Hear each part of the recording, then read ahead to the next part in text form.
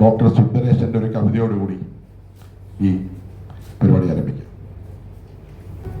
പാടിയതിൻ പൊരുളുകൾ പാഴായി, പാടിയതിൻ പൊരുളുകൾ പാഴായി, പാടണമെന്നോ വീണ്ടും പാതിരയിൽ കാക്കയുണർന്നു നിലാത്തെളി കണ്ടു കരഞ്ഞതുമായി വന്നെത്താ പുലരിയ വീണ്ടും പുറത്തണമെന്നോ പൂവില്ലാത്തൊടികളിൽ നീള പൂപൊലി പാടണമെന്നോ പ്രാവില്ല മുറ്റത്തരിമണി വിതറി വിളിക്കണമെന്നോ ഇല്ലാത്തൊരു മാവിൻ കൊമ്പത്തൂഞ്ഞാൽ കെട്ടണമെന്നോ നീർവറ്റിയ പുഴയിൽ പാടി തോണി കളിക്കണമെന്നോ പെയ്യാത്തൊരു മുകിലിനൊടിനിയും പായാരം പറയണമോ തുയിനാട്യം കൊള്ളുന്നോരെ തുടികൊട്ടി ഉണർത്തണമോ നാടിതുവാണരുളുന്നവരുടെ നഗ്നത തേരിൽ വരുമ്പോൾ കാണാത്തൊരു പട്ടിൻ നിർമ്മകൾ ഈടത്തിൽ വാഴ്ത്തണമോ പാടിയതിൻ പൊരുളുകൾ പാഴാൻ പാടണമെന്നോ വീണ്ടും പാതിരയിൽ കാക്കയുണർന്നു നിലാത്തെളി കണ്ടു കരഞ്ഞതുമാതിരി വന്നെത്താ പുലരിയ വീണ്ടും വാഴ്ത്തണമെന്നോ നമ്മൾ വാഴ്ത്തണമെന്നോ നമ്മൾ. വേദിയിലും സദസ്സിലുമുള്ള ബഹുമാന്യരെ, പ്രിയമുള്ളവരെ, ജമിനെ കുറിച്ച് ആദ്യം ഒരു 2 വാക്ക് പറഞ്ഞുകൊണ്ട് ഞാൻ എൻ്റെ കർത്തവ്യത്തിലേക്ക് കടക്കാം. ഇവിടെ നമ്മുടെ ചിത്രീകരണത്തിൽ പറഞ്ഞതുപോലെ 2012 ഇത് രൂപീകരിക്കുന്നു. ഗസറ്റഡ് മേഖലയിൽ ജോലി ചെയ്ത് സംഘടനയുമായി കൂടുതൽ നിരന്തരമായി സഹകരിച്ച് നിന്ന ആളുകൾ, തിരുവനന്തപുരം കേന്ദ്രീകരിച്ചുള്ള ആളുകളുടെ ഒരു കൂട്ടായ്മയാണ് ഗസറ്റഡ് എൽഡേഴ്സ്. ഇതിനകത്ത് വളരെ വിപുലമായ പ്രവർത്തനങ്ങളൊന്നുമില്ലെങ്കിൽ പോലും മാസത്തിലൊരിക്കൽ ഒരു ഒത്തുചേരൽ, ആ ഒത്തുചേരലിൽ സമകാലീന സംഭവ വികാസങ്ങളെ കേന്ദ്രീകരിച്ചുകൊണ്ടുള്ള ഒരു ചർച്ച അല്ലെങ്കിൽ പ്രഭാഷണം, കുടുംബാംഗങ്ങളുമൊത്ത് ചെറിയ ചില യാത്രകൾ, ഇത്തരത്തിലുള്ള പരിപാടികളാണ് നടന്നു വരുന്നത്. കാലിക പ്രസക്തമായ പൊതു പ്രശ്നങ്ങളിലാകെ തന്നെ നമ്മുടെ വെള്ളപ്പൊക്കം പോലെയുള്ള കാര്യങ്ങളിലൊക്കെ നിർലോഭമായ സഹകരണം ജമ്മ നടത്തിയിട്ടുണ്ട്.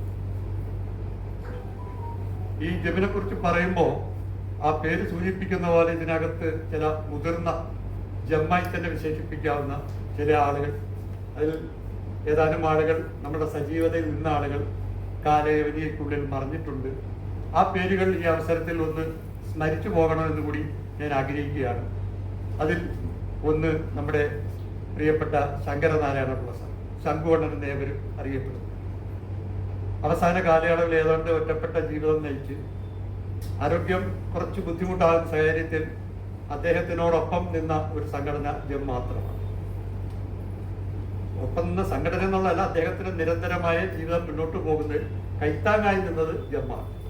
ഒരു പക്ഷേ ജമ്മിന്റെ ഒരു സഹകരണമില്ലായിരുന്നുവെങ്കിൽ വളരെ വിപുലമായ സുഹൃത്ത് വലയത്തിനുടമയായ തിരുവനന്തപുരത്ത് വളരെ സുപരിചിതനായിരുന്ന അദ്ദേഹത്തിന്റെ മരണം പോലും ഒരുപക്ഷെ പലരാലും അറിയപ്പെടാതെ പോകുമായി. അക്കാര്യത്തിലൊക്കെ ജമ്മിന് ചില കാര്യങ്ങൾ ചെയ്യാൻ കഴിഞ്ഞു എന്നുള്ള ചരിതാർത്ഥ്യം. പിന്നെ നമ്മൾ ജമ്മായിട്ട് വിശേഷിപ്പിക്കാവുന്ന, ഞാൻ 1975, 80+ ഒക്കെ ആയിട്ടുള്ള 1-2 പേരെയാണ് സൂചിപ്പിക്കുന്നത്. ഒന്ന് ഡോക്ടർ മോഹൻലാൽ, അദ്ദേഹവും നമ്മളോടൊപ്പം നിരന്തരം ആദ്യകാല പ്രവർത്തനങ്ങളിലെല്ലാം വളരെ സജീവത ഉണ്ടായിരുന്ന ഒരു ആളാണ്. പിന്നീട് ശ്രീധരൻ നായർ, നമ്മോടൊപ്പമുള്ള ഒരു അവസരത്തിലാണ് അദ്ദേഹം നമ്മെ വിട്ടിരിക്കുന്നത്. പിന്നെ ഇപ്പൊ നമ്മൾ KJOയുടെ ഓർമ്മ സംഗമത്തിൽ പറഞ്ഞ ഒരു പേരാണ് അഗസ്റ്റിൻ മാഷ്.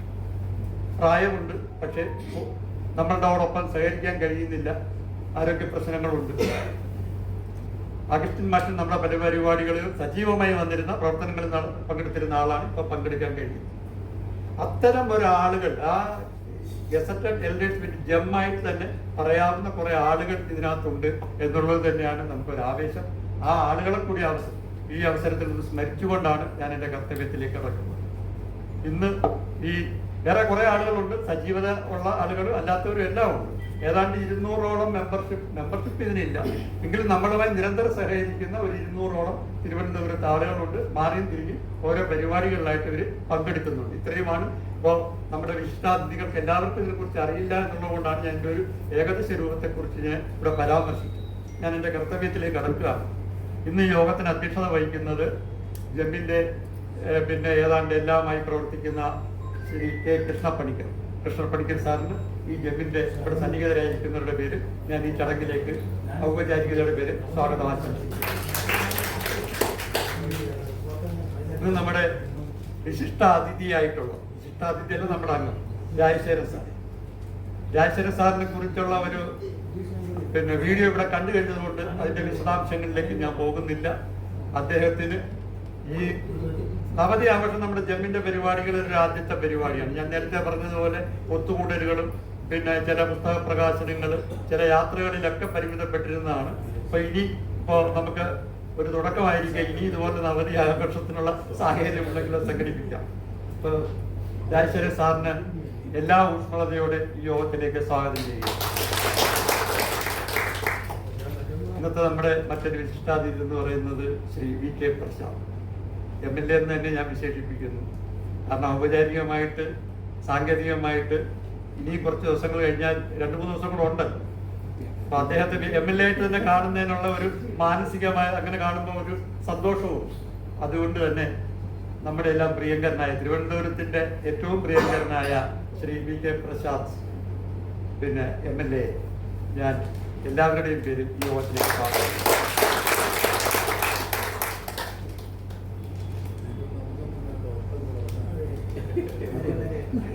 അതുപോലെ കാരണം നിങ്ങളൊക്കെ ജമ്മായിട്ട് നമ്മൾ കാണുന്നുണ്ട്.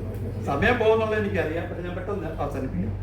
വേണുകൊണ്ടന് ഈ യോഗത്തിന്റെ പേരിൽ സ്വാഗതം ആശംസിക്കുന്നത്. സംഘടനാപരമായി ഏറെക്കുറെ ഈ ഇവിടെ വീഡിയോയിൽ പറഞ്ഞ പല കാര്യങ്ങളെക്കുറിച്ചും നന്നായിട്ട് സംസാരിക്കാൻ പ്രതിപാദിക്കാൻ കഴിയുന്ന ആളെന്നുള്ള രീതിയിൽ ഈ ചടങ്ങിന് കിട്ടിയിരിക്കുന്ന ഒരു വലിയ സൗഭാഗ്യമായിട്ട് ഞാൻ വേണുകൊണ്ടനെ കാണുന്നതാണ്. അതുപോലെ തന്നെയാണ് MK വാസു സാറിനും ഈ യോഗത്തിന്റെ പേരിൽ ഞാൻ സ്വാഗതം ആശംസിക്കുന്നു. സാറിന് ഈ ജമ്മിന്റെ പേരിൽ സ്വാഗതം ആശംസിക്കുന്നു. ശിവകുമാർ സാറിന് ഈ യോഗത്തിന്റെ പേരിൽ സ്വാഗതം ആശംസിക്കുന്നു. അധ്യക്ഷൻ ആദ്യമേ മീര സാഹിബ് സാറിന് യോഗത്തിന്റെ പേരിൽ സ്വാഗതം. ഇപ്പൊ ഇവിടെ സന്നിഹിതരായിരിക്കുന്നത് ജമ്മുവായിട്ട് എല്ലാ പരിപാടിയിലും ജമ്മിൽ വരാത്ത രാജശേഖരൻ സാറിനോടുള്ള ഇഷ്ടവും പ്രിയവും കൊണ്ടുവന്ന ആളുകളുണ്ട്. അപ്പൊ അവർക്കടക്കം എല്ലാവർക്കും ജമ്മിന്റെ പേരിൽ സ്വാഗതം ആശംസിച്ചുകൊണ്ട് ഞാൻ എന്റെ വാക്കുകൾ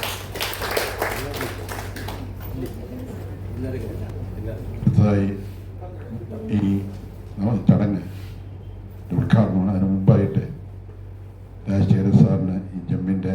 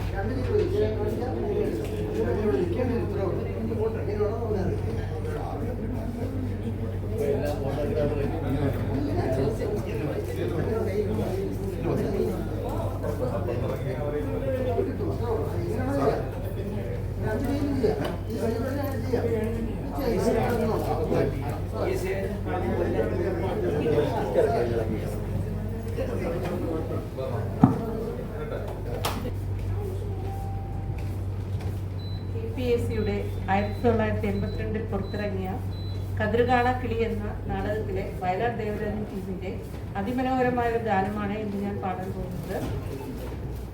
AP കോമളയാണ് ആ ഗാനം ആദ്യം പാടിയത്. പിന്നെ KPAC സുലോചന പാടിയാണ് ഈ ഗാനം ഇത്ര ജനകീയമായത്.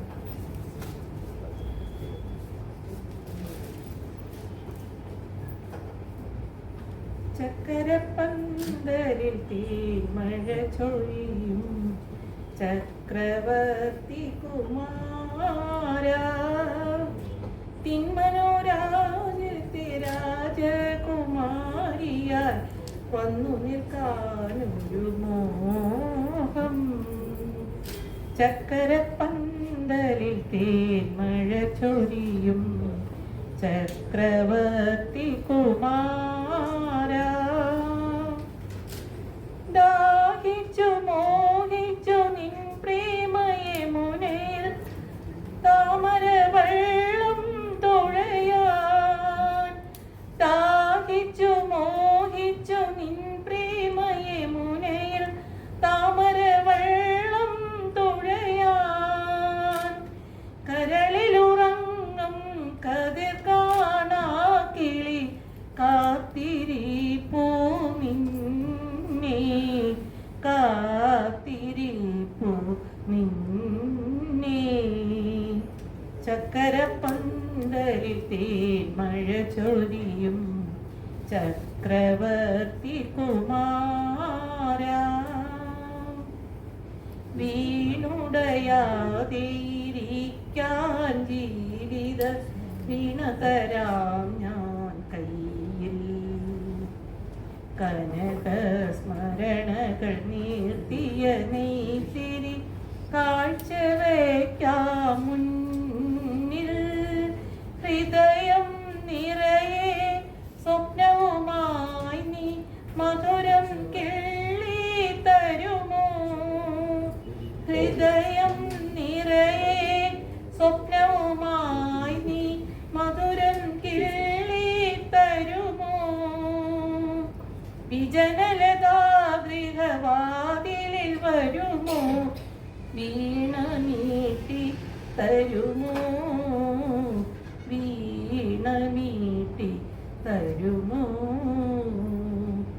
ചക്കരപ്പന്തലിൽ തേന്മഴ ചൊരിയും ചക്രവർത്തി കുമാര, നിന്മനോരാജ്യത്തെ രാജകുമാരിയായി വന്നു നിൽക്കാനൊരു മോഹം, ചക്കരപ്പന്തലിൽ തേന്മഴ ചൊരിയും ചക്രവർത്തി കുമാര.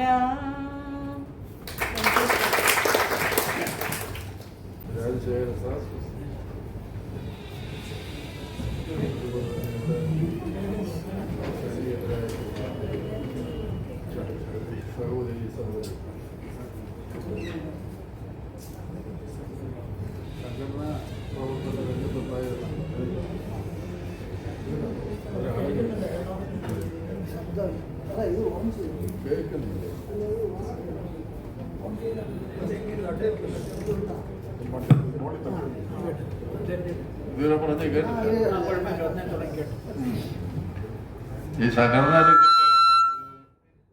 സംഘടനാ രംഗത്ത്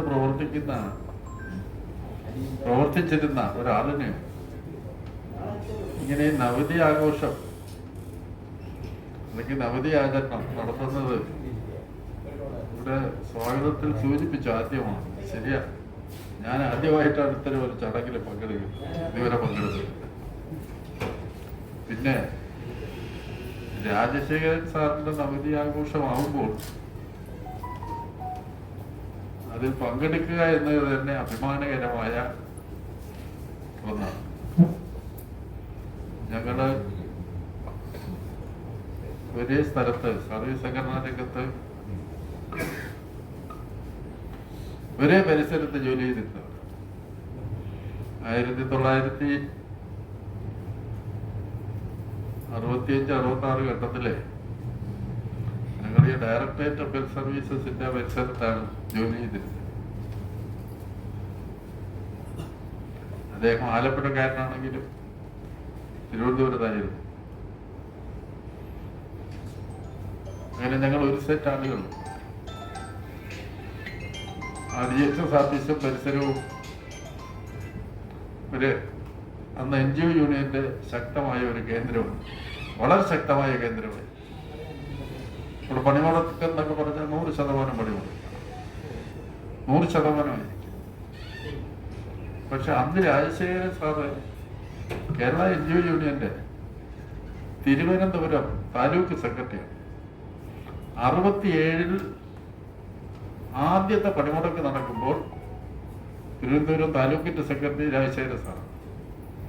അന്ന് താലൂക്ക് സെക്രട്ടറി എന്ന് പറഞ്ഞാല് ഇന്നത്തെ നിങ്ങൾ കാണുന്ന ജില്ല, ഏരിയ ഇതുമായിട്ടൊന്നും കമ്പയർ ചെയ്യരുത്. അന്നത്തെ ജില്ല തന്നെയാണ് താലൂക്ക്, തിരുവനന്തപുരം താലൂക്ക്.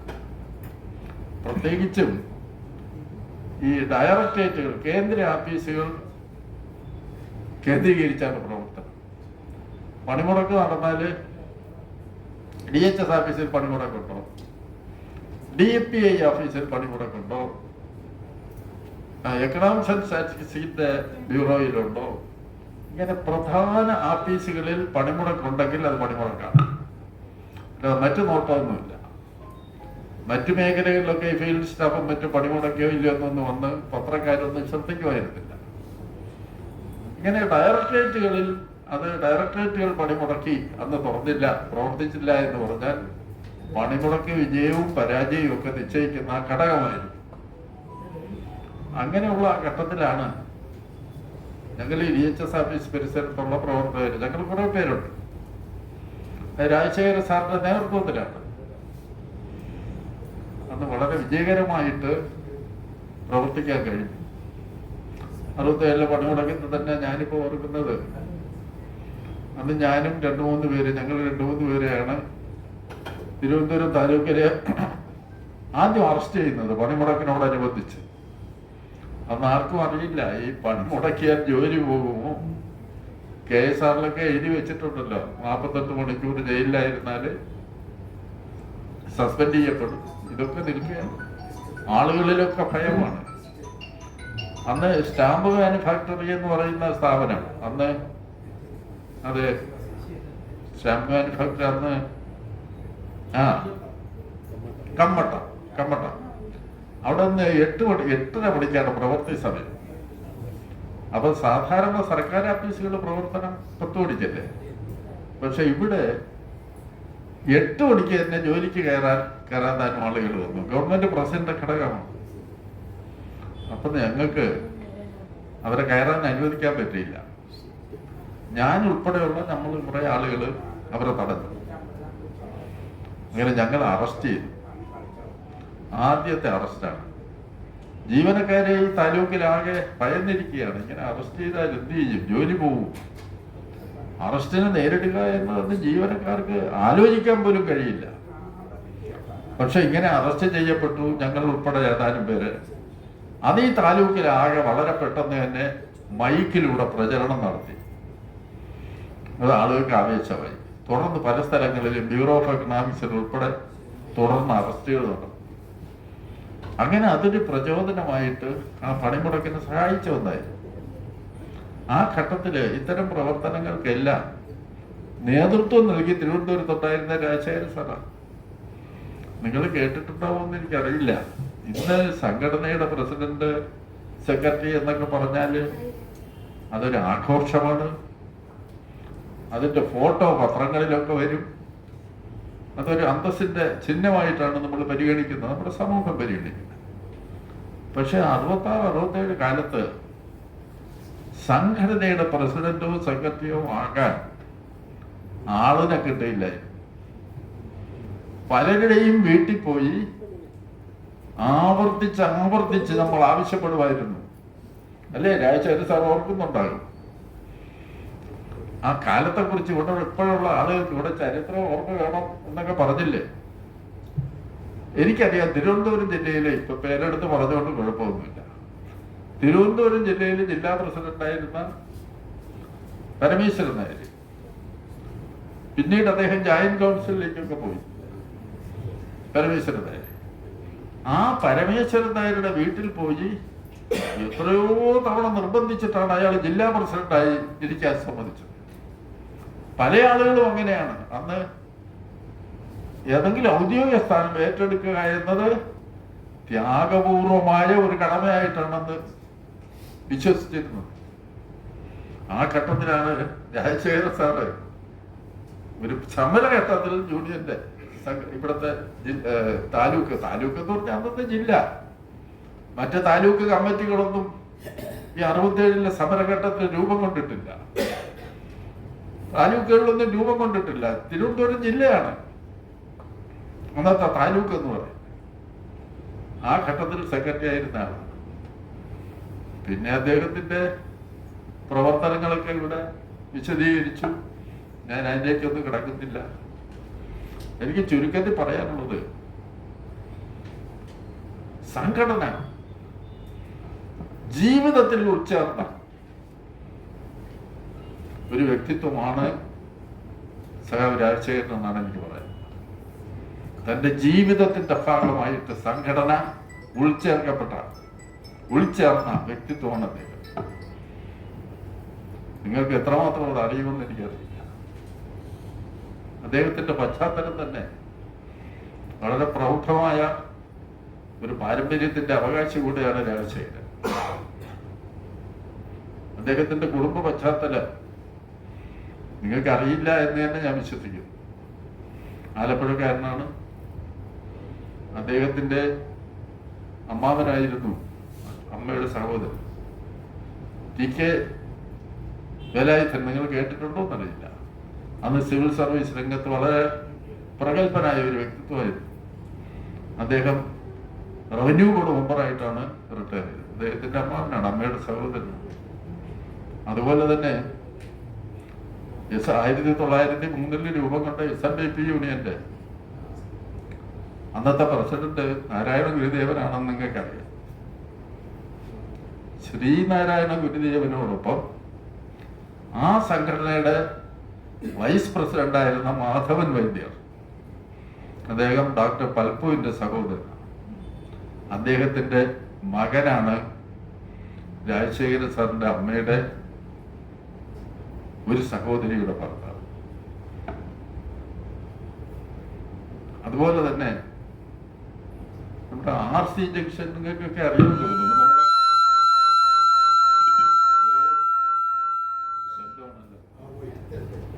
നമ്മുടെ RC ജംഗ്ഷൻ ഇവിടെ തിരുവനന്തപുരം അറിയാമോ? കുന്നോടിയിൽ പോകുന്ന വഴി RC ജംഗ്ഷനില് അദ്ദേഹത്തിന്റെ ഒരു കൊച്ചൻ ഗോവിന്ദൻ കോൺട്രാക്ടർ വളരെ പ്രസിദ്ധനാണ്. അന്നത്തെ തിരുവിതാംകൂർ ഗവൺമെന്റിന്റെ കോൺട്രാക്ടൊക്കെ നിർവഹിക്കുന്ന അദ്ദേഹമായിരുന്നു. നമ്മുടെ പബ്ലിക് ലൈബ്രറിയൊക്കെ അദ്ദേഹം പണിതാണ്. വളരെ പ്രസിദ്ധനാണ്. അദ്ദേഹത്തിന്റെ ഒരു മകളാണ് R. ശങ്കറിന്റെ ഭാര്യ ലക്ഷ്മിക്കുട്ടി. R. ശങ്കറിന്റെ വീട് അവിടെ തന്നെയാണ്. നിങ്ങൾ കണ്ടിട്ടുണ്ടാവും അല്ലേ? RC junction. അവരുടെ വീട് അവിടെയാണ്. അങ്ങനെ അതുമാത്രമല്ല, ഇപ്പൊ തന്നെ അദ്ദേഹത്തിന്റെ ബന്ധം പറഞ്ഞാല് നമ്മൾ ഡോക്ടർ വേലായുധനെ കേട്ടിട്ടുണ്ടോ നിങ്ങൾ? GG ആശുപത്രി അവിടെയാണല്ലോ അവസാനം ജോലി ചെയ്തോണ്ടിരുന്നത്. ഡോക്ടർ വേലായുധൻ എന്ന് പറയുന്ന അദ്ദേഹത്തിന്റെ ഭാര്യയുടെ അച്ഛന്റെ അനുജന്റെ മകനാണ്.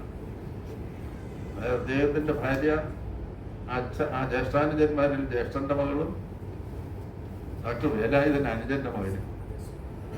അങ്ങനെ പ്രൗഢമായ ഒരു കുടുംബ ബന്ധവും പാരമ്പര്യമുള്ള ഒരാളാണ് നമ്മുടെ ഈ സംഘടനാ രംഗത്തെ ഈ മർദ്ദനങ്ങളും ഈ വേദനകളും ഏറ്റുവാങ്ങിയതെന്ന് നിങ്ങൾ ഓർക്കണം. അതുകൊണ്ടാണ് ഞാനിത് സൂചിപ്പിച്ചത്. അത്തരം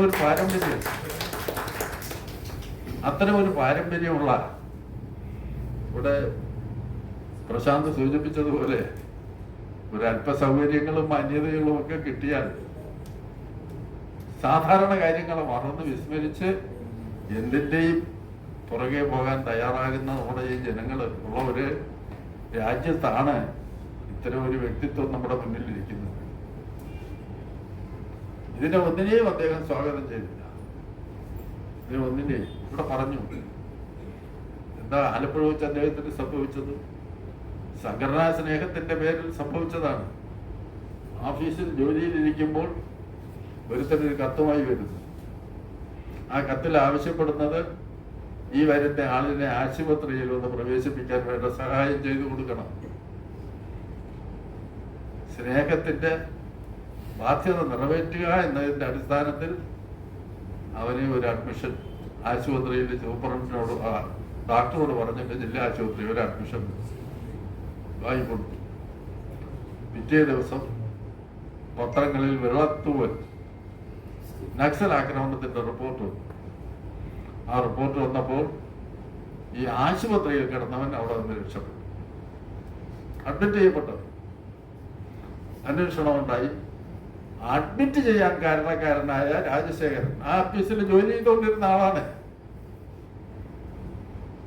ഓഫീസിൽ ജോലി ചെയ്തുകൊണ്ടിരുന്ന ആളാണ് അദ്ദേഹം. നക്സൽ കേസിൽ പ്രതിയായി. എന്താ നമ്മുടെ രാജ്യത്തെ സംഭവങ്ങൾ? അതിന്റെ പേരിൽ ഇവിടെ നിങ്ങൾ ഡോക്യുമെന്ററി കണ്ടല്ലോ, അനുഭവിച്ച വേദനയും ഇതെല്ലാം മനസ്സിലായല്ലോ.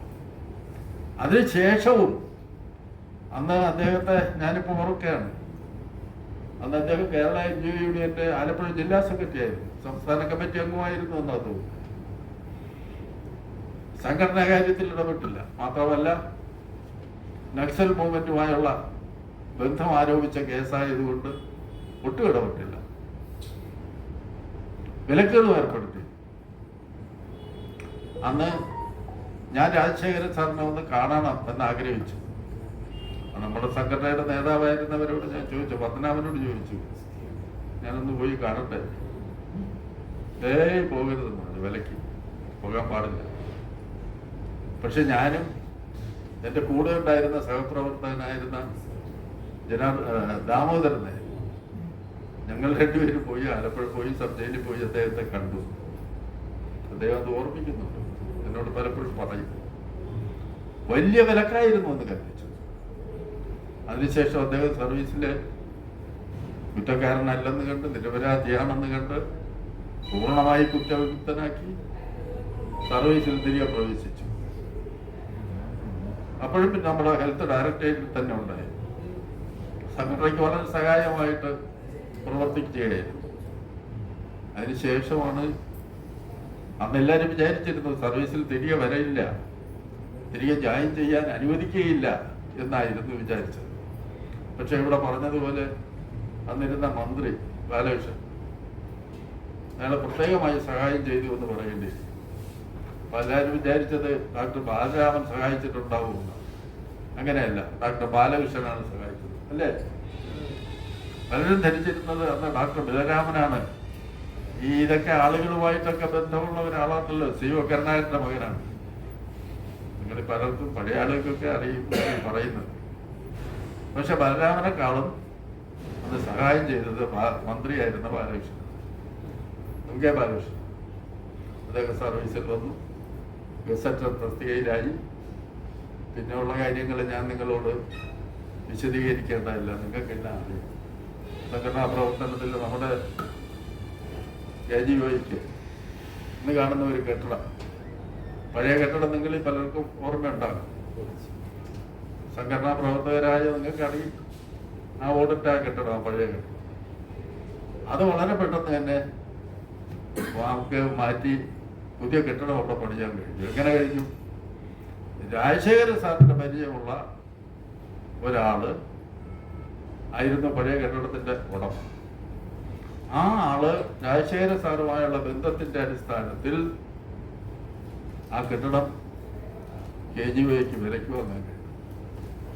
അതിന്റെ അടിസ്ഥാനത്തിലാണ് ആ കെട്ടിടമെന്ന് നമുക്ക് സ്വന്തമായി അവിടെ കെട്ടിടം പണിതത്. വളരെ വളരെ അഭികാമ്യമായ നല്ല സൗകര്യപ്രദമായ ഒരു സ്ഥലത്ത് KGOയ്ക്ക് ഇങ്ങനെ ഒരു കെട്ടിടം ഉണ്ടായതിന് പ്രധാന കാരണക്കാരൻ രാജശേഖരൻ സാർ. പിന്നെ ഈ സംഘടനാ പ്രവർത്തന രംഗത്തുള്ള ഇപ്പൊ ഈ ജമ്മിന്റെ മീറ്റിംഗ് ആയതുകൊണ്ടാണ് നമ്മൾ സാധാരണ ഇങ്ങനെ സാറെന്ന് അഭിസംബോധന ചെയ്യാറില്ല സഹപ്രവർത്തകർ. പക്ഷെ അതിലുള്ള ഏക എക്സംഷൻ രാജശേഖരൻ സാർ. ആരും രാജശേഖരാന്ന് വിളിക്കാറില്ല. രാജശേഖരൻ സാറെന്നേ പറയും. നമ്മൾ മറ്റുള്ളവരെയൊക്കെ സാറെന്ന് വിളിക്കുമോ? ഇല്ല. നിങ്ങളെ ശ്രദ്ധിച്ചിട്ടുണ്ടോ എന്ന് എനിക്കറിയില്ല.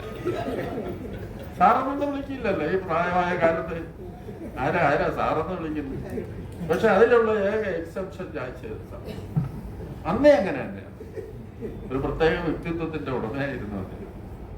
ഞാൻ നേരത്തെ പറഞ്ഞതുപോലെ സംഘടന എന്നാല് അത് തന്നെയാണ് എല്ലാം. അങ്ങനെയുള്ള വ്യക്തിത്വം നമ്മുടെ ഈ മേഖലയിൽ കുറവാണ്. സംഘടനയെ ജീവിതമായി ഉൾച്ചേർന്ന വ്യക്തികൾ എത്ര പേരുണ്ട്? കുറെ പേരുണ്ട്, ഇല്ലാന്ന് ഞാൻ പറയുന്നില്ല. അതിലെ പ്രധാനപ്പെട്ട ഇന്ന് ജീവിച്ചിരിക്കുന്ന ഒരു വ്യക്തിത്വം രാജശേഖരൻ സാർ. ഞാൻ നിങ്ങളുടെ അധിക സമയം എനിക്ക് എടുക്കുന്നില്ല, നിങ്ങളുടെ വിഷയമെന്ന് എനിക്കറിയാം. ഇത്രയും ഓർമ്മകൾ പങ്കുവെച്ചുകൊണ്ട് ഞാൻ എൻ്റെ ചെറു സംസാരം നിർത്തുന്നു. രാജശേഖരൻ സാറിന് നവതി ആശംസകൾ അർപ്പിക്കാൻ ഈ അവസരം ഞാൻ. ബഹുമാന്യായ അധ്യക്ഷൻ, നമ്മുടെ ഇന്ന് എല്ലാവരും ആദരിക്കുന്ന ശ്രീ രാജശേഖരൻ സാറ്, സദസ്സിൽ പങ്കെടുക്കുന്ന പ്രിയപ്പെട്ട സുഹൃത്തുക്കളെ, ഇപ്പം ഞാനിവിടെ എത്തിയപ്പം നമ്മുടെ വേണുവിനോട് ചോദിച്ചാൽ നീ പത്തനംതിട്ടയ്ക്ക് ഇവിടെ എത്തിയ എന്തിനാണെന്ന് ആലോചിച്ചത്. ഇത്രയും ദൂരെ നിന്ന് നീ ഇവിടെ എത്താൻ കാരണം സ്വാഭാവികമായിട്ടും രാജശേഖരൻ സാറുമായിട്ടുള്ള ഒരു ബന്ധമാണ്. അത് സംഘടനാപരമായ ബന്ധത്തിനുപരിയായിട്ട് തന്നെ ഈ രാജശേഖരൻ സാറിനെ കുറിച്ച് വളരെ നേരത്തെ ഇവിടെ പറഞ്ഞ മാതിരി വിഷയവുമായി ബന്ധപ്പെട്ട് കേട്ടിട്ടുണ്ടായിരുന്നു. പക്ഷേ ഇന്ന് വീഡിയോ കണ്ടപ്പോഴാണ് അത് ഞാൻ കേട്ടത് ശരിയല്ല എന്ന്. അന്ന് ഞങ്ങളൊക്കെ അറിഞ്ഞിരുന്നത് അദ്ദേഹം ഒരു മന്ത്രിയെ കൊല്ലാൻ ചെന്നു എന്നാണ്. അദ്ദേഹത്തിൻ്റെ നേതൃത്വത്തിൽ അന്ന് ഈ ജോൺ ജേക്കബ് എന്ന് നിങ്ങൾ കേട്ടിട്ടുണ്ടാകും, നിരണം ബേബി എന്നറിയപ്പെടുന്ന ആളാണ്. പിന്നീട് കേരളത്തിലെ ഭക്ഷ്യ വിതരണ വകുപ്പ് മന്ത്രിയായിരുന്ന ആളാണ്. അദ്ദേഹത്തെ നിരണം ബേബി എന്ന് പറഞ്ഞ ഒരു ടെററാണ്. കുട്ടനാട്ട് കർഷക തൊഴിലാളികൾക്കറിയാം എത്രയോ പേരെ അദ്ദേഹം കൊന്നൊടുക്കിയിട്ടുണ്ടെന്നുള്ളത്. അപ്പോൾ അയാളെ കൊല്ലാൻ നേതൃത്വം കൊടുത്ത ഒരാൾ എന്നുള്ള നിലയ്ക്കാണ് അന്ന് അദ്ദേഹത്തിനെ പോലീസ് മർദ്ദനത്തിന് വിധേയമാക്കിയ കാര്യങ്ങൾ ഞാൻ കേട്ടിരുന്നത്. പക്ഷേ ഇപ്പോഴാണ് യഥാർത്ഥത്തിൽ അങ്ങനൊരു ധാരണയിലായിരുന്നു ഞാനും ഉണ്ടായിരുന്നത്. അതുമായി ബന്ധപ്പെട്ട് നക്സൽ ആരോപണം സ്വാഭാവികമായിട്ടും അന്നത്തെ കാലത്ത് മറ്റൊരു തരത്തിൽ പിടിക്കപ്പെടാൻ അല്ലെങ്കിൽ പിടിക്കാൻ സാധ്യതയില്ല എങ്കിൽ സ്വാഭാവികമായും ചെയ്യുന്ന ഒരു ജോലിയായിരുന്നു പോലീസ് നക്സലായിട്ടാണെന്ന് പറയാൻ കഴിയും. സാധാരണ പണ്ട് കാലത്ത് നിങ്ങൾക്കറിയാം, ഒരു പക്ഷേ കേട്ടിട്ടുണ്ടാവും, സാധാരണ പോലീസുകാർ കേസ് ചാർജ് ചെയ്യുന്ന അവസരത്തിൽ ഇതിനെല്ലാം ഉപരിയായി സർവോപരി കമ്മ്യൂണിസ്റ്റും എന്നൊരു വാക്യം എഴുതി ചേർക്കാറുണ്ടായിരുന്നു. അത് കുറെ കൂടെ തിരുത്തി സർവോപരി നക്സലൈറ്റ് എന്നുള്ള നിലയിലേക്ക് മാറ്റം വരുത്തി. കാര്യം ഒരാളെ എന്തും ചെയ്യാനുള്ള ഒരു അവകാശം അതുവഴി ലഭിക്കുക എന്നുള്ളതാണ്. അപ്പോൾ അങ്ങനെ അതിൽപ്പെട്ടിട്ടുള്ള ഒരാളാണ് രാജശേഖരൻ സാർ എന്നായിരുന്നു ഞാൻ ധരിച്ചിരുന്നത്. എന്തായാലും ഇന്ന് ആ ധാരണ മാറ്റാനിടയായി. മറിച്ച് ഇങ്ങനെ വെള്ളത്തുകുറിച്ച് അന്നത്തെ നക്സലൈറ്റ് മൂവ്മെൻറ്റുമായി ബന്ധപ്പെട്ടിട്ടുള്ള ഒരാളെ സഹായിച്ചു, അത് അപകടത്തിൽപ്പെട്ട ഒരാളെ സഹായിച്ചു എന്നുള്ള പേരിലാണെന്നുള്ള ധാരണ എനിക്ക് തിരുത്താൻ കഴിഞ്ഞത്. രാജശേഖരൻ സാറിനെ കുറിച്ച് ഞാൻ പറഞ്ഞു, ഞാൻ അദ്ദേഹത്തെക്കുറിച്ച് കേട്ടിട്ടേ ഉള്ളൂ ഇങ്ങനെ ഇതേ രീതിയിൽ. പക്ഷേ 1976 തിരുവനന്തപുരത്ത് സ്ഥലം മാറ്റമായി വരുന്ന, അത് അടിയന്തരാവസ്ഥയുടെ അവസാന ഘട്ടത്തിൽ സ്ഥലം മാറി വരുന്ന അവസരത്തിലാണ് രാജശേഖരൻ സാറിനെ കുറിച്ച് കാണാനും കേൾക്കാനും ഇടയായിട്ടുള്ളത്. പക്ഷെ അന്ന് ഗസറ്റായി എന്നാണ് എനിക്ക് തോന്നുന്നത്, അല്ലേ? ഗസറ്റായി. പക്ഷെ അന്ന് അദ്ദേഹം യൂണിയൻ ഓഫീസ് സന്ദർശിക്കും. അപ്പോൾ യൂണിയൻ ഓഫീസ് സന്ദർശിക്കുന്നതിൽ നിങ്ങൾ കേട്ടിട്ടുണ്ടാകും, NGO യൂണിയൻ സംസ്ഥാന ട്രഷറുണ്ട് ശ്രീധരൻ പിള്ള എന്ന്. അദ്ദേഹത്തെ ഞങ്ങളൊക്കെ വിളിക്കുന്നത് തെറി പറയും പിള്ള എന്നാണ്. അദ്ദേഹം തെറി പറയാത്തതോ പള്ളു പറയാത്തതോ ആയ ആളുകൾ വളരെ അപൂർവമാണ്.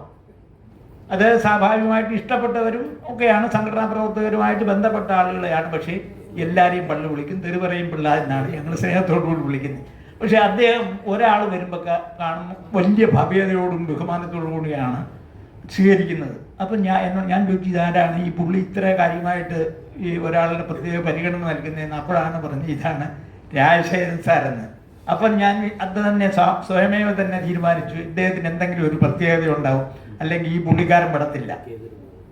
കാര്യം ആരോടും അങ്ങനെ, അത് ഈ പറയുന്ന ഏത് രാഷ്ട്രീയ നേതാക്കന്മാരായ പോലും അവരോട് പോലും ഇങ്ങനെ പരുഷമായ രീതിയിലേ സംസാരിക്കുകയുള്ളൂ. അതിൽ നിന്ന് വ്യത്യസ്തമായിട്ട് ഒരാളിങ്ങനെ കാണുമ്പം സ്വാഭാവികമായിട്ടും ഒരു പ്രത്യേകതയുള്ള ആളെന്ന് അപ്പോൾ കൂടുതൽ മനസ്സിലാക്കി സംഘടനാപരമായ പ്രവർത്തന രംഗത്തിൻ്റെ ആ ഗുണങ്ങളെ സംബന്ധിച്ച്, അല്ലെങ്കിൽ ഇന്ന് നമ്മളെ ഈ തലത്തിലേക്ക് എത്തിക്കാൻ ഇടവെട്ടലിൻ്റെ അല്ലെങ്കിൽ അതിന് നേതൃത്വം വഹിച്ച ഒരാളെന്നുള്ള നിലയ്ക്ക് നമുക്കറിയാം. കടമനിട്ട പറഞ്ഞ പോലെ നിങ്ങൾ ഓർക്കുക നിങ്ങളെങ്ങനെ നിങ്ങളായെന്ന്. ഒരു പക്ഷേ നമുക്കിന്ന് ഊഹിക്കാൻ കഴിയില്ല. 1962 1962 സിവിൽ സർവീസിനെ സംബന്ധിച്ച്, അല്ലെങ്കിൽ അന്നത്തെ ഒരു സാമൂഹ്യ പശ്ചാത്തലത്തെക്കുറിച്ച് ഒരു പക്ഷേ ഇന്ന് നമ്മൾ കൃത്യമായി പറഞ്ഞാലോ വിവരിച്ചാലോ നമുക്ക് ബോധ്യമാവില്ല. നമ്മൾ രണ്ട് സംഘടനയും NGO യൂണിയനും അതിൻ്റെ സംഘടനാ ചരിത്രം എഴുതിയിട്ടുണ്ട്, ഗസറ്റ് ഓഫീസേഴ്സ് അസോസിയേഷനും അതിൻ്റെ സംഘടനാ ചരിത്രം എഴുതിയിട്ടുണ്ട്. പക്ഷെ രണ്ടിലും എനിക്ക് കാണാൻ കഴിഞ്ഞ ഒരു ന്യൂനത എന്ന് പറയുന്നത് അന്നത്തെ ഒരു സാമൂഹ്യ അവസ്ഥയെ സംബന്ധിച്ച്, പ്രത്യേകിച്ചും ആ പൊതുവിലുണ്ടായ ജീവനക്കാരുടെ ഒരു പൊതുവായ അവസ്ഥയെ സംബന്ധിച്ച് പരാമർശമില്ല എന്നുള്ളതാണ്. ഒരു സാമൂഹ്യമായ അവസ്ഥയെ സംബന്ധിച്ച് ഈ 1962 സ്ഥിതിയെ സംബന്ധിച്ച് NGOമാരെ സംബന്ധിച്ചൊക്കെ പറയാൻ നിങ്ങൾക്ക് തന്നെ ധാരാളം കേട്ടിട്ടുണ്ടാവും. കാര്യം അന്നത്തെ ഒരു മുഖ്യമന്ത്രി തന്നെ അവരുടെ നിലപാടിനെ അല്ലെങ്കിൽ അവരുടെ ഒരു അവസ്ഥയെ സംബന്ധിച്ച് സൂചിപ്പിച്ചിട്ടുണ്ട്. ആർ ശങ്കർ തന്നെ ഇവിടെ പ്രതിപാദിച്ച ആർ ശങ്കർ പെണ്ണു കൊടുക്കാൻ ഒരു തരത്തിലും യോഗ്യരല്ല ആളുകളാണ്. ആ കാര്യം ഒരാളെ ജീവിപ്പിക്കാൻ അല്ലെങ്കിൽ ഒരു ആയിട്ടുള്ള ആളിന് നമ്മുടെ ഭാര്യ പോറ്റാനുള്ള കഴിവുള്ള ആളല്ല ഒരു ഇഞ്ചു എന്നുള്ളതാണ് അന്ന് മുഖ്യമന്ത്രി പോലും സമ്മതിക്കേണ്ടി വന്ന അല്ലെങ്കിൽ പരസ്യമായി പറഞ്ഞത്. ആരും പെണ്ണു കൊടുക്കരുത് എന്ന കാര്യം ഒരാളെ പോറ്റാനുള്ള പ്രാപ്തിയില്ല. അപ്പൊ അന്നത്തെ ഒരു അവസ്ഥ അതാണ്. LD ക്ലർക്കാന് പെണ്ണ് കിട്ടാൻ അവകാശമില്ല എന്നുള്ളതാണ് ഇന്നത്തെ ഒരു അവസ്ഥ. എന്താ ഇന്ന് ഈ മാർക്കറ്റിൽ ഏറ്റവും വലിയ ഈ കമ്പോളത്തിൽ ഏറ്റവും വലിയ മാർക്കറ്റുള്ള ഒരു ഉൽപ്പന്നമാണ്. ആ നിലയിലേക്ക് മാറ്റാൻ കഴിഞ്ഞിരിക്കുന്നു. അന്ന് ഒരു പക്ഷേ നിങ്ങൾ അന്ന് 1900 രാജശേഖരൻ സാറൊക്കെ സർവീസിൽ, ഞാൻ അതിലൊക്കെ വളരെ പിന്നിലാണ്. അന്ന് കാലത്ത് നമ്മുടെ അന്നത്തെ സിവിൽ സർവീസിൻ്റെ ജീവനക്കാരുടെ എണ്ണം കണക്കാക്കിയാൽ ഒരു പക്ഷേ ഒരു 1.5 ലക്ഷം ആളുകളുണ്ടാവും. അത്രേ ഉണ്ടാവും.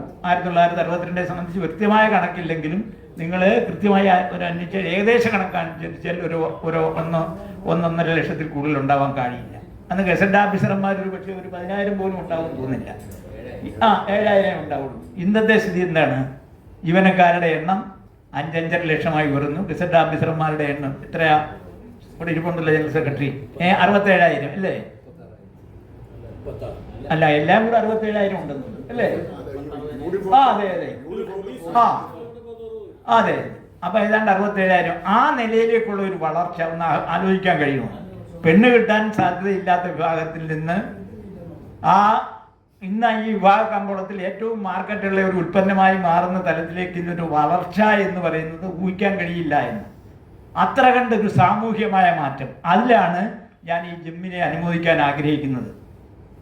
കാരണം എന്താണെന്ന് ചോദിച്ചാൽ ആ ഒരു തലത്തിലേക്ക് ആ പ്രവർത്തനത്തിൽ ഏർപ്പെട്ട ഒരു മനുഷ്യനെ ഇത്രയും വലിയൊരു അംഗീകാരം കൊടുക്കാൻ നിങ്ങൾക്ക് കഴിഞ്ഞു എന്നുള്ളത് ഏറ്റവും വലിയ അഭിനന്ദനാർഹമായിട്ടുള്ളൊരു കാര്യം.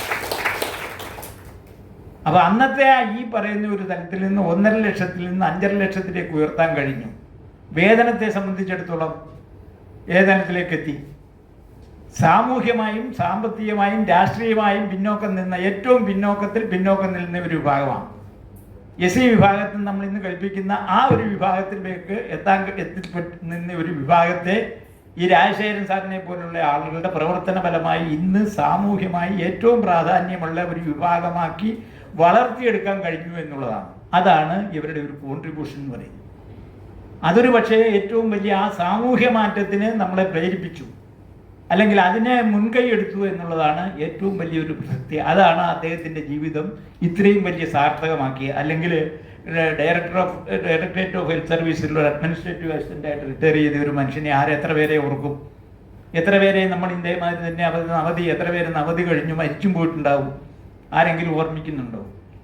അപ്പോൾ അത്തരത്തിലൊരു സാമൂഹ്യ മാറ്റത്തിന് ഒരു പക്ഷേ മറ്റ് ആളുകളെ പോലെ തന്നെ ഈ രംഗത്ത് വലിയൊരു നേതൃത്വം കൊടുത്ത അതിനെ ചുക്കാൻ പിടിച്ചിട്ടുള്ള ഒരാളെ അനുമോദിക്കാൻ കഴിയുന്നത് തന്നെ അനുമോദിക്കപ്പെടേണ്ടതാണ്. എന്തായാലും ശരി, അത്തരം ഒരു കൃത്യം നിർവഹിച്ചതിന് വീണ്ടും നിങ്ങളെ അനുമോദിക്കുന്നു. അതോടൊപ്പം തന്നെ രാജശേഖരൻ സാറ് ഈ പറഞ്ഞ മാതിരി തന്നെ നേരത്തെ നമ്മുടെ ഉദ്ഘാടനം സൂചിപ്പിച്ച മാതിരി തന്നെ ഇനിയൊരു എത്രയോ വർഷം കൂടി തന്നെ ജീവിക്കട്ടെ, നമ്മളോടൊപ്പം തന്നെ പ്രവർത്തിക്കാൻ ഇടയാകട്ടെ എന്ന് ആശംസിച്ചുകൊണ്ട് നിർത്തുന്നു. നന്ദി. ആദരണീയനായ രാജശേഖർ സർ, വേദിയിലെ ബഹുമാന്യരെ, സദസ്സിലെ പ്രിയങ്കരനായിട്ടുള്ള സുഹൃത്തുക്കളെ, ഒരു നീണ്ട യാത്ര കഴിഞ്ഞ് തിരുവനന്തപുരത്ത് എത്തിയതാണ്. തിരുവനന്തപുരത്ത് എത്തിയത് തന്നെ ഈ നവതി നിറവിൽ നിൽക്കുന്ന പ്രിയങ്കരനായ രാജശേഖരൻ സാറിനെ നേരിൽ കണ്ട് അനുമോദിക്കാൻ വേണ്ടി മാത്രം. രാജശേഖരൻ സാറിനെ ആദ്യം കാണുന്നത് 1982 BJT ഹാളിൽ വെച്ച് ഗസറ്റഡ് ജീവനക്കാരുടെ ഒരു മീറ്റിംഗ്, അത്തരത്തിലുള്ള ആദ്യത്തെ മീറ്റിംഗാണ്. ജില്ലാ കമ്മിറ്റികളില്ല, തിരുവനന്തപുരത്ത് മാത്രം ഒരു ന്യൂക്ലിയസ് കമ്മിറ്റി, ജില്ലാ കമ്മിറ്റി എന്ന പേരിലുണ്ടായിരുന്നു. ആ സമയത്ത് BJT ഹാളിൽ നടന്ന മീറ്റിങ്ങിനോടനുബന്ധിച്ച് മീറ്റിംഗ് ജാഥയും പ്രകടനവും മുദ്രാവാക്യം വിളിയോടും കൂടിയാണ് സാധാരണ നടക്കാറ്. അപ്പോൾ അതില്ലാതെ ഒരു സമ്മേളനം നടക്കുക എന്ന് പറയുന്നത് അതൊരു കുറവായിട്ട് കണ്ട് ഗസറ്റഡ് ജീവനക്കാർ അവിടെ കൂടിയവർ രക്തസാക്ഷി മണ്ഡപം വരെ മൗനജാഥ, വിളിക്കാനൊരു മുദ്രാവാക്യമില്ല, പറയാനൊരു ഒരു പ്രവർത്തന ഒരു രേഖയില്ല. മൗനജാഥയായി BJT ഹാളിൽ നിന്നിറങ്ങി രക്തസാക്ഷി മണ്ഡപം വരെ പോയി. ആ രക്തസാക്ഷി മണ്ഡപം കറങ്ങി വീണ്ടും BJT ഹാളിൽ വന്ന ഒരു ജാഥയിൽ ആണ് രാജശേഖരൻ സാറിനെ ആദ്യമായിട്ട് ഞാൻ കാണുന്നത്. അപ്പോൾ എൻ്റെ കൂടെ ഉണ്ടായിരുന്ന വ്യക്തി എനിക്ക് തോന്നുന്നു കൃഷ്ണാനന്ദൻ സഖാവാണെന്ന് തോന്നുന്നു. ഇവിടെ ഉണ്ടായിരുന്നു, തല കണ്ടല്ലോ. ആ, അദ്ദേഹമാണെന്ന് ചോദിച്ചു. എന്താണ് ഒരു മുദ്രാവാക്യം നമുക്ക് വിളിച്ചാൽ എന്താ? ഞങ്ങൾ ഏറ്റവും അവസാനം വരുന്ന ആൾക്കാരാണ്. ഞാൻ പറഞ്ഞു, എൻ്റെ സംഘാടകരുടെ ഒരു സമ്മതമില്ലാതെ നമ്മൾ വിളിക്കുന്നത് ശരിയല്ല. മുദ്രാവാക്യമൊക്കെ ഉണ്ടായിക്കോളും. അതിൻ്റെ ഒരു സംഗതികളൊക്കെ എൻ്റെ പകർച്ചയുടെ ഘട്ടത്തിൽ വരേണ്ടതാണ്. നിങ്ങൾ വാങ്ങി കൂടെ കൊണ്ടുപോയി BJT ഹാളിലെത്തി. അന്നാണ് രാജശേഖരൻ സാറിനെയും ഡോക്ടർ മുഹമ്മദ് അലിയും ഒക്കെ ഞാൻ അറിയുന്നത്. പരിചയപ്പെട്ടോ എന്ന് ചോദിച്ചാൽ അങ്ങനെ പരിചയപ്പെട്ടിട്ടൊന്നുമില്ല. അദ്ദേഹം ആരാണെന്ന് ഈ NGO യൂണിയൻ്റെ പ്രവർത്തകർ നിന്നും ഗസറ്റഡ് മേഖലയിലേക്ക് വന്നവർ ഇൻട്രൊഡ്യൂസ് ചെയ്തതാണ്. ആ ഒരു ഓർമ്മ ഇന്നുവരെ അതേ ശൈലിയിൽ കൊണ്ടുപോവുകയാണ്. ആ സ്നേഹവും വാത്സല്യവുമൊക്കെ രാജശേഖരൻ സാറിന് ഇന്നുമുണ്ട്. അതുപോലെ തന്നെയാണ് Kerala gazette officers cooperative society. അതിൻ്റെ ഒരു വളർച്ച അദ്ദേഹത്തിൽ കൂടി കടന്നു വന്നതും നേരത്തെ ഇവിടെ സൂചിപ്പിച്ചതുപോലെ സംഘടനയുടെ ബിൽഡിങ്ങിൻ്റെ നിർമ്മാണവും അതിൻ്റെ വളർച്ചയിലുമൊക്കെ സ്തുത്യർഹമായ സേവനം ഈ സംഘടനയ്ക്ക് ചെയ്തിട്ടുള്ള വ്യക്തിത്വമാണ്. നവതിയുടെ നിറവ് കഴിഞ്ഞ് നേരത്തെ പറഞ്ഞതുപോലെ 100ൻ്റെ ആ ഒരു നിറവിലേക്കും അദ്ദേഹം എത്തുന്നത് കാണുവാൻ നമുക്കൊക്കെ കഴിയട്ടെ എന്ന് ആശിച്ചുകൊണ്ട് അദ്ദേഹത്തിന് എല്ലാ ആശംസകളും അർപ്പിച്ചുകൊണ്ട് നമുക്ക് അതിനപ്പുറം നേടാമല്ലോ. അദ്ദേഹം പോകുമ്പോഴത്തേക്ക് അതിൻ്റെ തൊട്ട് പിന്നിൽ നമ്മളും ഉണ്ടല്ലോ. അങ്ങനെ ഒരു ആഗ്രഹവും കൂടെ ഉണ്ട്. അദ്ദേഹത്തിൻ്റെ എല്ലാ നന്മകളും നേരുന്നു. നന്ദി, നമസ്കാരം. ചെറിയ ജോലി സ്ഥലത്തു നിന്ന് ഓടി വരികയായിരുന്നു. പ്രകടഗംഭീരമായ സദസ്സിലെ കവിത ചൊല്ലാനൊന്നും ഞാൻ ആളല്ല.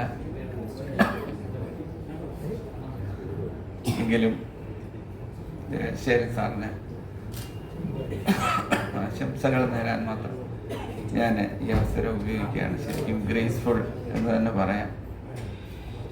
ഇപ്പോഴും ഞാൻ ഇന്ന് അത് ആലോചിച്ചപ്പോൾ ഓർക്കായിരുന്നു.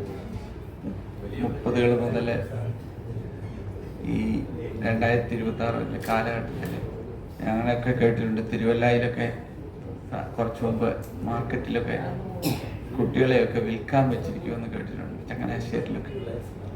ആ കാലത്ത് നിന്ന് പുതിയ കാലത്തിലേക്ക് കടന്നു വന്നപ്പോൾ ശരിക്കും എനിക്കൊന്ന് രാജശേഖരൻ സാറിനെ പോലുള്ളവർക്കൊന്ന് പ്രൊജക്റ്റ് ചെയ്യാൻ പറ്റും. എപ്പോഴും ഞാൻ നമ്മളിപ്പോൾ എവിടെ നിൽക്കുന്നു, നാളെ എവിടെ ആയിരിക്കും. ഇപ്പോഴും ഞാൻ ഓർക്കും ഇനി 30 വർഷം കഴിയുമ്പോൾ നമ്മൾ എന്തായിരിക്കും. നമുക്ക് വണ്ടിയൊന്നും ഉണ്ടാവില്ല, നമ്മളൊക്കെ തന്നെ അങ്ങ് മൂവ് ചെയ്യും. കുറച്ചുകൂടെ കഴിയുമ്പോൾ മനുഷ്യൻ ലോപിച്ച് തലയും ഒരു വിരലുമായിട്ട് ജനിക്കും. തല കൊണ്ട് ആലോചിക്കാനും വിരലുകൊണ്ട് ബട്ടൺ അമർത്താനും അങ്ങനെ ഒരു കാലത്തെക്കുറിച്ച് പ്രൊജക്റ്റ് ചെയ്യാനും ഒക്കെ ഏറ്റവും പറ്റുന്നത് എങ്ങനെ ഗ്രേസ്ഫുള്ളായിട്ട് ഈ കാലം കടന്നു വന്നവർക്കായിരിക്കും എന്ന് ഞാൻ വിശ്വസിക്കുന്നു.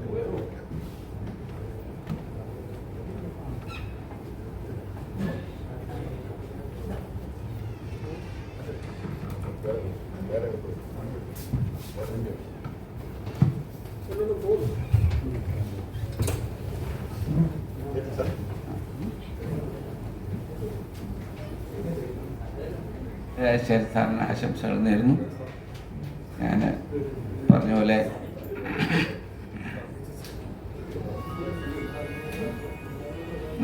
നമ്മുടെ കാലം നീപ്പയും കോവിഡും ഒക്കെ കടന്നു വന്നവരാണ്. കോവിഡ് കാലത്ത് ഒരുപാട് പ്രതിഭകൾ നമുക്ക് നഷ്ടപ്പെട്ടു. കൂട്ടത്തിലൊരാളാണ് ശരിക്കും അനിൽ പനച്ചൂരൻ. മലയാളത്തിൽ ശരിക്കും ചങ്ങമ്പുഴ പോലെ ജോൺ കിറ്റ്സ് പോലെ ഒക്കെ ആവേണ്ട ആളായിരുന്നു. അദ്ദേഹത്തിൻ്റെ വലിയ ഒരു ചെറിയ തൊണ്ടയൊന്നും ശരിയാവില്ല, പാടാൻ ശ്രമിക്കാം.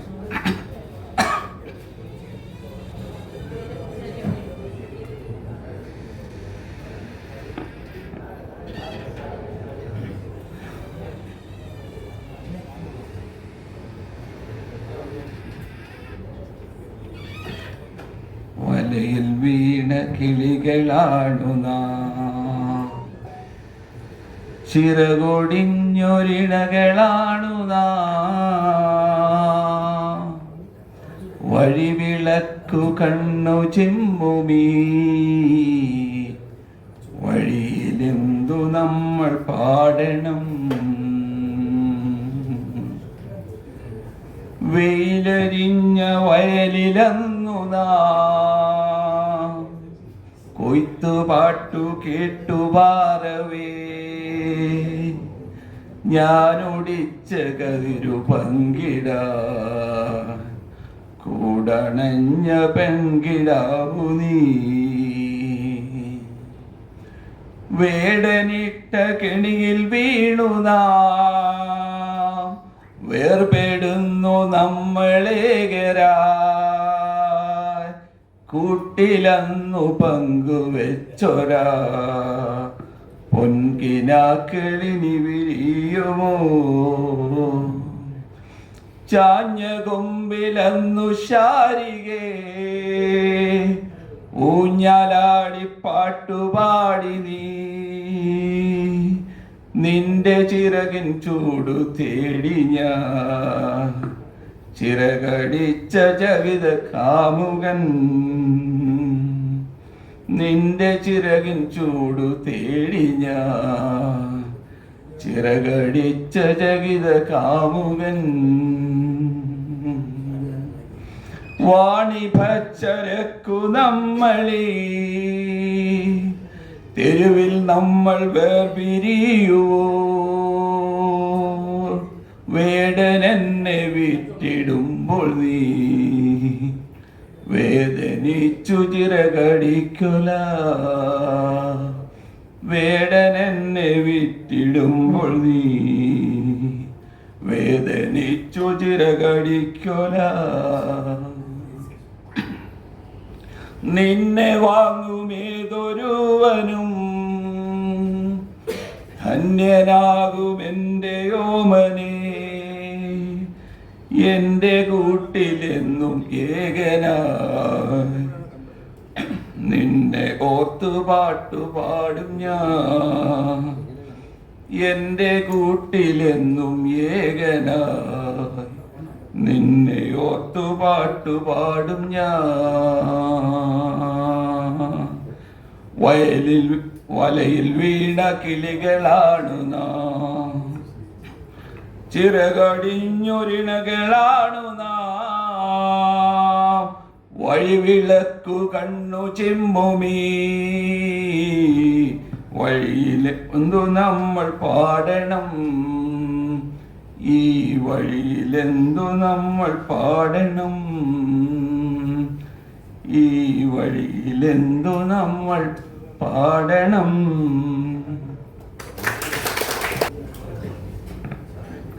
പ്രിയമുള്ള രാജശേഖർ സാർ, വേദിയിലും സദസ്സിലുമുള്ള ബഹുമാനരെ, രാജശേഖർ സാറിനെ പരിചയപ്പെടുന്നത് സംസ്ഥാന കമ്മിറ്റിയിൽ 1989 സംസ്ഥാന കമ്മിറ്റിയിലേക്ക് വരുന്നത്. അന്ന് സാറ് ട്രഷററാണ്, റിട്ടയർ ചെയ്യുന്നവർ അദ്ദേഹമായിരുന്നു ട്രഷറർ. സാർ പറഞ്ഞ പോലെ ഒരു പഴയ നക്സലൈറ്റുകാരനെന്നുള്ള ഒരു ബഹുമാനത്തിലാണ് നമ്മൾ ഈ സമീപിക്കുന്നത്. ഇടയ്ക്ക് ജില്ലാ സെക്രട്ടറി ആയിരുന്നു 90 മുതൽ. അപ്പോൾ ആ കാലത്ത് വേറൊരു പ്രശ്നം കൂടെ ഉണ്ടായിരുന്നു. ഈ രാജശേഖരൻ സാറ് ഈ കെട്ടിടം മേടിച്ചു എന്ന് പറഞ്ഞില്ലേ, മേടിച്ചത് ബോണ്ട് ഇറക്കിയായിരുന്നു. അല്ലാതെ പൈസ പിരിക്കുന്നതിനേക്കാൾ ആളുകളുടെ ബോണ്ട് ഇറക്കി. അപ്പോൾ ഈ ബോണ്ടെല്ലാം നമ്മുടെ ജില്ലകളിൽ ആളുകളുടെ കയ്യിൽ ഇരിപ്പുണ്ട്. അപ്പോൾ ഇടയ്ക്കിടയ്ക്ക് ഇവർ ഭീഷണിപ്പെടുത്തും, ബോണ്ടിൻ്റെ പൈസ വേണമെന്ന്. ഞാൻ ജില്ലാ സെക്രട്ടറിയാണ് കൊല്ലത്ത് 90. അപ്പോൾ ഈ സാറിൻ്റെ അടുത്താണെങ്കിൽ നമ്മൾ വന്ന് ബോണ്ടിൻ്റെ പൈസ ചോദിക്കാനും പറ്റത്തില്ല. അങ്ങനെ ഈ അപ്പോൾ ഈ നമുക്ക് അങ്ങനെ ധൈര്യത്തിൽ ചോദിക്കാനും പറ്റത്തില്ല, ഈ നക്സലൈറ്റല്ലേ അങ്ങനെയുള്ളൊരു പ്രശ്നം ഉണ്ടായിരുന്നു. ഏതായാലും ഈ പറഞ്ഞതുപോലെ ആ കാലയളവിൽ സംസ്ഥാന സെക്രട്ടേറിയറ്റിൽ നമ്മുടെ വേദവാദ സാറുണ്ട്, ഞങ്ങൾ സംസ്ഥാന കമ്മിറ്റി അംഗങ്ങൾ. ആ നാളിലെ സംഘടനാ കമ്മിറ്റികൾ ഇവരുടെ ഈ വളരെ മുതിർന്ന ആളുകളുടെ സംഘടനാ നേതൃത്വവും അനുഭവിക്കാനുള്ള ഒരു ഭാഗ്യം ഈ 89 മുതൽ തന്നെ വളരെ ചെറിയ പ്രായത്തിൽ തന്നെ ഈ സംസ്ഥാന കമ്മിറ്റിയിലേക്ക് വരാനും ഈ 90-ൽ കൊല്ലത്ത് ജില്ലാ സെക്രട്ടറി ആയിട്ട് ഇവരുമായിട്ട് ഒരു ചെറിയ ഒരു ഈ ഏറ്റുമുട്ടൽ. ഇവർ ഈ സംസ്ഥാന കമ്മിറ്റി മേടിച്ചു കഴിഞ്ഞപ്പോൾ തന്നെ അടുത്ത തീരുമാനം എടുത്തു, ജില്ലകൾ കമ്മിറ്റി ഉണ്ടാക്കുക, ഓഫീസ് മേടിക്കണമെന്ന് തീരുമാനിച്ചു. അപ്പോൾ ഈ ബോണ്ട് മേടിച്ചാൽ മാത്രമല്ല, പിന്നെ അതിൻ്റെ തുടർച്ചയായിട്ട് ഈ ജില്ലാ കമ്മിറ്റി, അങ്ങനെ കൊല്ലത്താണ് ആദ്യമായിട്ട് ജില്ലാ കമ്മിറ്റി ഓഫീസ് ഉണ്ടാകും. പിന്നെ അതിനുശേഷം 2-3 ജില്ലകളുടെ തൊട്ടടുത്ത സമയത്ത് തന്നെ പാലക്കാട്, പിന്നെയാണ് കോഴിക്കോട്, എറണാകുളത്ത് 89 സമ്മേളനം നടത്തി അവരതിൻ്റെ തുടർച്ചയായിട്ട് ഓഫീസ് മേടിച്ചു. പിന്നെ കോഴിക്കോടുകാർ ഓഫീസ് മേടിച്ചു. കൊല്ലത്ത് ആദ്യമായിട്ട് ജില്ലാ കമ്മിറ്റി ഓഫീസ് വന്നു. അപ്പോൾ ഈ ബുദ്ധിമുട്ടുകളുണ്ട്. ഞങ്ങൾ ഈ ബോണ്ട് കൊടുക്കാൻ ഒട്ടും തയ്യാറായില്ല. അവസാന ഫലത്തിൽ ഈ ബോണ്ടെല്ലാം നമ്മുടെ അസറ്റായി മാറി. എല്ലാവരും ബോണ്ട് ഈ പറഞ്ഞ പോലെ സറണ്ടർ ചെയ്ത് എല്ലാവരും സറണ്ടർ ചെയ്ത് മാറുകയാണ് ചെയ്തത്. ആരും പൈസയ്ക്കൊന്നും പറഞ്ഞു വന്നിട്ടില്ല. എൻ്റെ ഒരു വിലയ വിശ്വാസം ബാസാർ പറഞ്ഞു, ഈ ബോണ്ട് മേടിക്കാൻ വരാതിരുന്നതിൻ്റെ കാര്യം ഈ ട്രഷറായിട്ട് രാജശേഖര സാർ ഇരുന്നുകൊണ്ട് തന്നെ ബോണ്ട് മേടിക്കാൻ വന്നത്. ആ ബോണ്ടെല്ലാം അവസാനം നമ്മൾ സറണ്ടർ ചെയ്തില്ല. അവരവർ തന്നെ ഈ ബോണ്ട് നമുക്ക് വേണ്ടി തിരിച്ചു തരികയും അതങ്ങനെ നമ്മുടെ കെട്ടിടത്തിൻ്റെ ബാധ്യത ഒഴിവായതിനു ശേഷം പിന്നെ നമ്മൾ കെട്ടിടം പുതുക്കി പണിയുകയും ചെയ്തു. ഇവിടെ പറഞ്ഞതുപോലെ അന്നത്തെ കെട്ടിടത്തിൽ ഈ നമ്മൾ ഇന്നത്തെ കാണുന്ന കെട്ടിടത്തിനേക്കാളും എല്ലാ സൗകര്യങ്ങളും ഈ സംസ്ഥാന കമ്മിറ്റി കൂടുന്നതിനും ഈ പ്രസിഡന്റിനും സെക്രട്ടറിക്കും എല്ലാം ഇരിക്കാനുള്ള സൗകര്യം, അത്യാവശ്യം ഫ്രണ്ടിൽ എല്ലാവർക്കും വന്നിരിക്കാനുള്ള സൗകര്യം, KGO ന്യൂസിന് വേണ്ടി പ്രവേശ സൗകര്യം എല്ലാം ഉണ്ടായിരുന്ന ഒരു സൗകര്യവും ഈ നമ്മുടെ ഓഫീസിനുണ്ടായിരുന്നു. പിന്നെ അത് പുതിയ ഓഫീസായി മാറി. ആ പുതിയ ഓഫീസായി വന്നപ്പോഴും KGO സംഘടനാ അംഗങ്ങൾ തന്നെയാണ് അതിനാവശ്യമായിട്ടുള്ള ഫണ്ട് സമാഹരിക്കുകയും പുതിയ ഓഫീസിലേക്ക് മാറുകയും ചെയ്തിട്ടുള്ളത്. ഇത്തരത്തിൽ സംഘടനയെ ഈ രൂപത്തിൽ ചിട്ടപ്പെടുത്തുന്നതിൽ കർശനമായി 2 കർശനക്കാരാണ്. ഒന്ന് ഈ ട്രഷററും നമ്മുടെ ജനറൽ സെക്രട്ടറിയും. അന്നത്തെ ഡോക്ടറും വലിയ കർശനക്കാരാണ്. ഇത് പുതിയ ജില്ലാ സെക്രട്ടറിമാരെയൊക്കെ കർശനമായിട്ടാണ് നേരിടുന്നത്. അപ്പോൾ കർശനമായിട്ട് നേരിടുക എന്ന് പറഞ്ഞാൽ ഇപ്പം നമ്മൾ താഴെ ചെല്ലുമ്പോഴത്തേക്ക് ശമ്പള പരിഷ്കരണ റിപ്പോർട്ട് വന്നു 88. പ്രൊഫഷണൽ പാരിറ്റി കൊണ്ടുവന്നു. പ്രൊഫഷണൽ പാരിറ്റി കൊണ്ടുവന്ന് നല്ല കാര്യം തന്നെയാണ്. പക്ഷെ താഴെ ചെല്ലുമ്പോഴത്തേക്ക് അടിയോട്ടടിയാണ്. ഈ പ്രൊഫഷണൽ പാരിറ്റി അവിടെ ഉണ്ടായിരുന്ന പിന്നീട് തൊട്ട് അഗ്രികൾച്ചർ ഓഫീസർക്ക് പ്രൊഫഷണൽ പാരിറ്റി വന്നു. അവിടെ ഉണ്ടായിരുന്ന SS-നും അത് താഴെയായിരുന്നു. പിന്നെ അഗ്രികൾച്ചർ ഓഫീസർ നോൺ ഗസറ്റഡായിരുന്നു. അവിടെ ഉണ്ടായിരുന്ന SS മറ്റു തസ്തികളെക്കാളും ഈ പറഞ്ഞ പോലെ ഉയർന്ന തസ്തികയിലേക്ക് അഗ്രികൾച്ചർ ഓഫീസർ, അസിസ്റ്റന്റ് എഞ്ചിനീയർമാർ, വെറ്റിനറി സർജൻ, ഇങ്ങനെ എല്ലാവരും പ്രൊഫഷണൽ പാരിറ്റി മേളിൽ പോയി. ഇത് ഇവിടെ എന്ന് പറഞ്ഞാലാണെങ്കിൽ ഭയങ്കര ബഹളവും. ഇത് എങ്ങനെ പരിഹരിക്കും, എങ്ങനെ കൊടുക്കുമെന്നറിയത്തില്ല. അവസാനം ഈ കമ്മിറ്റി വരുന്ന ചർച്ചകൾക്ക് ഇവരുടെ മറുപടി എന്ന് പറയുന്നത് നിങ്ങൾ തന്നെ എഴുതിത്താ എന്ത് വേണമെന്നുള്ളത് അത് വെച്ച് ചെയ്യാം, അല്ലാതെ അവർക്ക് മറുപടി ഇല്ല. അവസാനം നമ്മൾ തന്നെ എഴുതി കൊടുക്കേണ്ടി വന്നു. എഴുതി കൊടുത്ത് ഇത് പരിഹരിക്കാനൊന്നും പറ്റത്തില്ല. എങ്കിലും ഇത് KGO ന്യൂസിലൊരു നമ്മളിതിനെ ഇടപെടുന്നെങ്കിലും വേണമല്ലോ. അത്തരത്തിൽ ഈ പറഞ്ഞതുപോലെ അത്തരത്തിലുള്ള പ്രശ്നങ്ങൾ വളരെ സങ്കീർണമായിരിക്കുന്ന ഒരു കാലയളവിലാണ് സംഘടനയുടെ ട്രഷററായി രാജശേഖര സാർ ഉണ്ടാവുകയും ആ ഘട്ടത്തിൽ ഈ പറഞ്ഞതുപോലെ സംഘടനാ പ്രവർത്തകൻ എന്നുള്ള രൂപത്തിൽ ഇടപെടാനുള്ള അവസരം ലഭിക്കുകയും അതിൻ്റെ തുടർച്ചയായിട്ടും സാറ് ഈ പറഞ്ഞതുപോലെ നമ്മുടെ GG ഹോസ്പിറ്റലുമായിട്ട് ബന്ധപ്പെട്ടോ അല്ലാതെ ഏത് നമ്മുടെ സംഘടനയായിട്ട് ബന്ധപ്പെട്ട ഏത് സാഹചര്യത്തിലും സാറിൻ്റെ ഒരു സാന്നിധ്യം നമുക്കുണ്ടാകും. അതൊരു വളരെ ആത്മവിശ്വാസം നൽകുന്നതും അഷ്വറിങ്ങുമായിരുന്നു നമ്മുടെ സംഘടനയെ സംബന്ധിച്ചിടത്തോളം. ഏത് ഘട്ടത്തിലും നമ്മളോടൊപ്പം ഉണ്ടാകുമായിരുന്നു. അദ്ദേഹത്തിൻ്റെ ഇടയ്ക്ക് ഭാര്യയുടെ മരണം വളരെ നേരത്തെ ഉണ്ടായി. അപ്പോൾ അങ്ങനെ ഒന്ന് ചെറുതായിട്ട് ഒറ്റപ്പെടുന്നൊരു സ്ഥിതി ആ കാലത്ത് ഉണ്ടാകുകയുണ്ടായി. അപ്പോൾ സാറിൻ്റെ ആ സമയത്തും KGOയുമായിട്ടുള്ളൊരു ബന്ധം നല്ല നിലയിൽ നിലനിന്ന് പോകുന്ന രൂപത്തിലേക്കുണ്ടായിരുന്നു. സാറിൻ്റെ നവതി ആഘോഷിക്കുന്നതെന്ന് പറയുന്നത് വളരെ നമ്മളെ സംബന്ധിച്ച് സംഘടനാ പ്രവർത്തകരെ സംബന്ധിച്ച് വലിയ ഒരു സന്തോഷം നൽകുന്ന അനുഭവമാണ്. തീർച്ചയായിട്ടും വളരെ ആരോഗ്യവാനായി തന്നെ ഈ നവതിയുടെ കാലയളവിൽ നമ്മളോടൊപ്പം ഉണ്ടാകുന്നെന്ന് പറയുന്നത് നമുക്ക് വളരെ സന്തോഷം നൽകുന്നു.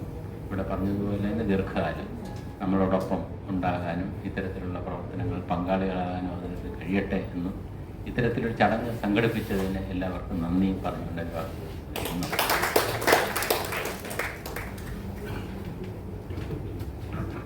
രാജശേഖരൻ സാറിന് മറുപടി അതിനു മുമ്പ് എനിക്കും 2 വാക്ക് പറയാൻ. രാജശേഖരൻ സാറുമായിട്ട് ഞാൻ 83-ലാണ് KGയുടെ തിരുവനന്തപുരം ജില്ലാ കമ്മിറ്റിയിലേക്ക് വരുന്നത്. അന്ന് തൊട്ടുള്ള പരിചയമാണ്. ഈ പറഞ്ഞ കെയറിങ് എന്ന് പറയുന്നത് നമ്മൾ ഈ ഡോക്യുമെൻ്ററിയിൽ പ്രത്യേകം പറഞ്ഞിട്ടുണ്ട്. അന്ന് തൊട്ടേ അറിയുന്ന ഒരു കാര്യമാണ്. നമ്മുടെ രാജശേഖരൻ്റെ ആ ചെറിയ കട, ഇന്നത്തെ കടയല്ല, പണ്ട് കോവിലിൻ്റെ സൈഡിൽ, അന്ന് ആ കടയ്ക്ക് രാജശേഖരനൊരു ഫ്രിഡ്ജ് വാങ്ങിച്ചു കൊടുക്കാൻ രാജശേഖര സാറാണ്. കാരണം ഒരു കാര്യവുമില്ല, പക്ഷേ ആ ഒരു സഹായം ചെയ്യുന്നു. ഇല്ല സാറേ, സാർ എന്നാ ഫ്രിഡ്ജ് വാങ്ങിച്ചു കൊടുക്കും. ആ തരത്തിൽ ആവശ്യമുള്ളവർക്കെല്ലാം നമ്മുടെ ഒരു കൈത്താങ്ങവും സഹായവുമായിട്ട് എന്നും. കാരണം സംഘടനാ രംഗത്ത് നമ്മളെല്ലാം പ്രവർത്തിച്ചിട്ടുണ്ടെങ്കിലും സാറിൻ്റെ അത്രയൊരു കഠിനാധ്വാനം, കാരണം KGയുടെ സംസ്ഥാന ട്രഷറർ, KGO ന്യൂസിൻ്റെ മാനേജർ, കൂടാതെ സൊസൈറ്റിയുടെ സെക്രട്ടറിക്ക് തന്നെ പിടിപ്പതിയുണ്ട്. അന്ന് സൊസൈറ്റിയുടെ സെക്രട്ടറിയാണ് എൻ്റെ ചീഫ് എക്സിക്യൂട്ടീവ്, ഇന്നത്തെ പോലെ പെയ്ഡ് സെക്രട്ടറി എന്നാണ്. ഇതെല്ലാ ജോലിയും ഒരുമിച്ച് ഒരു പരാതിക്കും ഇട കൊടുക്കാതെ നടത്തുകയും ഇതെല്ലാം കഴിഞ്ഞ് എല്ലാ മാസവും KGO ന്യൂസിൻ്റെ ഡെസ്പാച്ച് മാനേജറാണല്ലോ അതിൻ്റെ മുൻകൈ എടുക്കേണ്ടത്. മാനേജറെ തന്നെ നമ്മളെല്ലാം ചെയ്യും. പക്ഷെ എല്ലാ രംഗത്തും വളരെ സജീവമായിട്ട് റിട്ടയറിന് ശേഷവും ഞാൻ ബാംഗ്ലൂർ കുറേ നാളായിരുന്നു അദ്ദേഹം. അവിടെ വെച്ച് എനിക്ക് അദ്ദേഹത്തിൻ്റെ വീട്ടിൽ പോയി കാണാൻ, തിരിച്ചും ഇവിടെ വന്നതിന് ശേഷം നമ്മൾ ഈ പറയുന്ന പോലെ എല്ലാ പ്രവർത്തനങ്ങളും ആരോഗ്യപരമായ ചില പ്രശ്നം, ഈ പറഞ്ഞ പോലീസ് മർദ്ദനങ്ങളുടെ ഫലമായിട്ടുണ്ടായ ബാക്ക് പെയിൻ, അത് അദ്ദേഹത്തിൻ്റെ കൂടെ എന്നും ഉണ്ട്. ചില സമയത്ത് വിശ്രമം വേണ്ടി വരും. പക്ഷെ അതെല്ലാം ചെയ്തുകൊണ്ട് ഇപ്പോഴും വളരെ സജീവമായിട്ട് GG ചാരിറ്റബിൾ ട്രസ്റ്റിൻ്റെ പ്രവർത്തനങ്ങളുണ്ട്. കാരണം തിരുവനന്തപുരത്തും കൊല്ലം ജില്ലകളിലായിട്ടും 200ഓളം സ്കൂളുകളിൽ പ്രഭാത ഭക്ഷണം കൊടുക്കുന്നുണ്ട്. കുട്ടികൾക്ക് ആവശ്യമായ, അർഹരായ കുട്ടികൾക്ക് ആവശ്യമായ സഹായം കൊടുക്കുന്നു, വീട് വെച്ച് കൊടുക്കുന്നു. ഇതെല്ലാം സാറിൻ്റെ പ്രവർത്തനം എനിക്കറിയാൻ പറ്റുന്നുണ്ട്. കാരണം അതിൽ ചാരിറ്റബിൾ ട്രസ്റ്റിൽ നടത്തുന്ന പ്രവർത്തനങ്ങൾ. അപ്പം ആ തരത്തിൽ നിറഞ്ഞു നിന്ന് പ്രവർത്തിക്കുന്ന രാജശേഖരൻ സാർ നമ്മുടെ എല്ലാം കൂട്ടത്തിലുണ്ട് എന്നുള്ള നമുക്കും ഒരു അഭിമാനം. ഇങ്ങനെ ഒരാൾ നമ്മളോടൊപ്പം ഉണ്ട്, നമുക്ക് മുന്നേ നടന്നയാൾ, നമുക്ക് വഴി കാണിച്ചയാൾ, ആ വഴിയിലൂടെ നമുക്കും പോകാൻ കഴിയണം എന്നുള്ളൊരു, നമ്മളെല്ലാം ഒരു എന്താ പറയുന്നത്, ഒരു മോട്ടിവേറ്റ് ചെയ്യുന്ന ഒരു വ്യക്തിത്വം എന്നുള്ള നിലയിൽ രാജശേഖരൻ സാർ ഒപ്പം പ്രവർത്തിക്കാൻ കഴിയുന്നത് ഒരു ഭാഗ്യമായി കരുതുകയും ഈ നവതിയുടെ നിറവിൽ നിൽക്കുന്ന രാജശേഖരൻ സാറിന് എല്ലാവിധ പാവങ്ങളും നേർന്നുകൊണ്ട് അദ്ദേഹത്തിന് നമ്മളെ സംസാരിക്കുന്നതിന് വേണ്ടി ക്ഷണിക്കുന്നു. പ്രിയമുള്ളവരെ, എന്താണ് പറയേണ്ടതെന്ന് എനിക്ക് അറിയില്ല.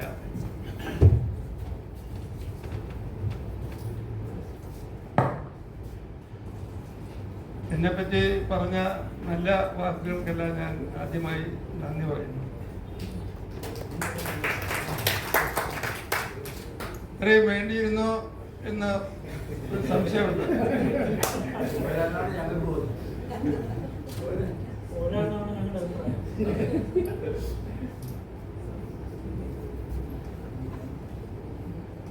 സാറുവിളി എനിക്ക് അത്ര രുചിക്കുന്നില്ല.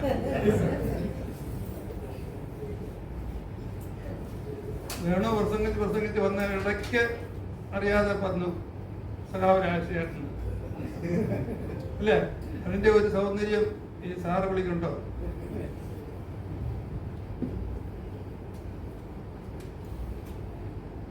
ഈ പറഞ്ഞതുപോലെ ഞാൻ ആലപ്പുഴയിൽ നിന്ന് തിരുവനന്തപുരത്തേക്ക് പറിച്ച് നടപ്പെട്ട ഒരു വ്യക്തിയാണ്. ഇപ്പൊ ഒരു 15 വയസ്സിൽ തിരുവനന്തപുരത്ത് വന്നിട്ട് ഇപ്പൊ 90ാമത്തെ വയസ്സിൽ തിരുവനന്തപുരത്ത് പരസഹായത്തോടുകൂടി നടക്കുന്ന ഒരു സ്ഥിതിയിലാണ്. 100 വയസ്സ് എത്തണം എന്നൊക്കെ പറഞ്ഞു കേട്ടു. അപ്പൊ എന്തായിരിക്കും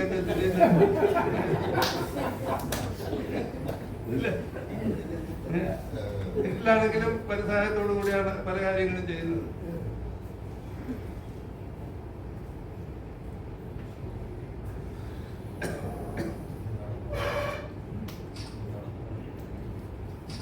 ഒരു സത്യം പറയാം, ഞാൻ ഒരിക്കലും ഒരു നേതാവായിരുന്നിട്ടില്ല, ഒരു സാധാരണ പ്രവർത്തകൻ മാത്രം. ആ പ്രവർത്തകരുടെ ഇടയിൽ എന്നെ ചില ചുമതലകൾ എൻ്റെ സംഘടന ഏൽപ്പിച്ചു. എൻ്റെ കഴിവിൻ്റെ പരമാവധി സത്യസന്ധമായിട്ടും ആത്മാർത്ഥമായിട്ടും ആ ചുമതലകൾ നിർവഹിക്കാൻ ഞാൻ ശ്രമിച്ചിട്ടുണ്ട് എന്നുള്ള ഒരു ആത്മവിശ്വാസമാണ് എനിക്കുള്ളത്.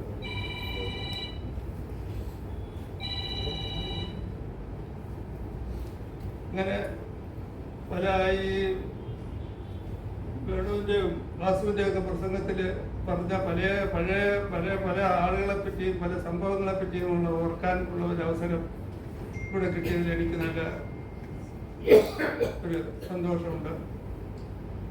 പിന്നെ എല്ലാ ആളുകളെയും നമ്മള് മീരാ സാർ ഉൾപ്പെടെ ഉള്ള ആളുകളെല്ലാം ഒരുമിച്ച് കാണാൻ കഴിഞ്ഞതിലും എനിക്ക് വളരെ സന്തോഷമുണ്ട്.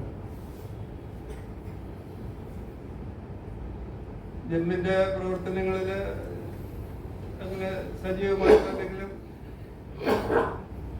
എല്ലാത്തിലും പങ്കെടുക്കാൻ ഞാൻ ശ്രമിക്കുന്നുണ്ട്. എത്ര കാലം അതിന് തുടരാൻ പറ്റുമെന്ന് അറിഞ്ഞുകൂടാ. അടുത്ത ഒരു യാത്രയിലും ഞാൻ പോകാൻ സമ്മതിച്ചിരിക്കുകയാണ്. മിക്കവാറും അത് ആലപ്പുഴ ആയതുകൊണ്ടും കൂടെയാണ്. അതെ, അത് മിക്കവാറും ഒരു അവസാന യാത്രയാവാനാണ് സാധ്യത. അങ്ങനെയല്ല, തുടർന്നുള്ള യാത്രകളിൽ പങ്കെടുക്കാൻ കഴിയുമെന്ന് എനിക്ക് സംശയമുണ്ട്. അതുകൊണ്ടാണ് പറഞ്ഞത്. കൂടുതലൊന്നും പറയുന്നില്ല. എല്ലാവർക്കും നന്മ വരട്ടെ. എല്ലാവർക്കും നന്മ ആശംസിക്കുന്നു. എന്നെ വിളിച്ച് ഇങ്ങനെ ഒരു എനിക്കത്ര അർഹത ഉണ്ടെന്ന് സംശയമുള്ള ഒരു സ്വീകരണം തന്നതിന് എല്ലാവർക്കും ഒരിക്കൽ കൂടി നന്ദി പറയുന്നു.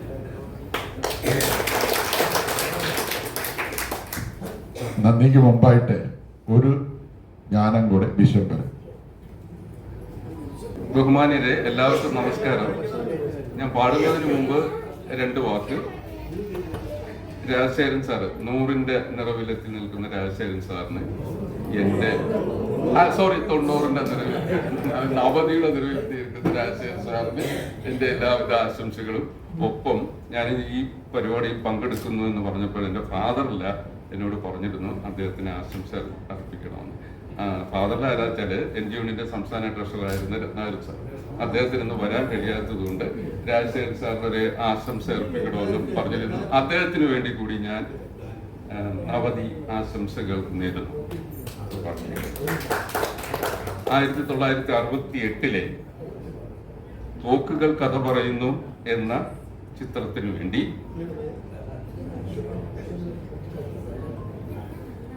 വയലാർ രാമവർമ്മ രചിച്ച് ദേവരാജൻ മാസ്റ്റർ സംഗീതം നൽകി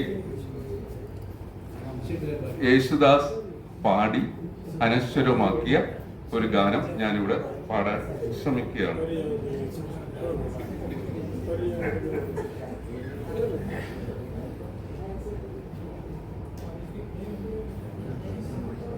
ജാസ് സെറ്റ് ചെയ്ത് പറ്റില്ല.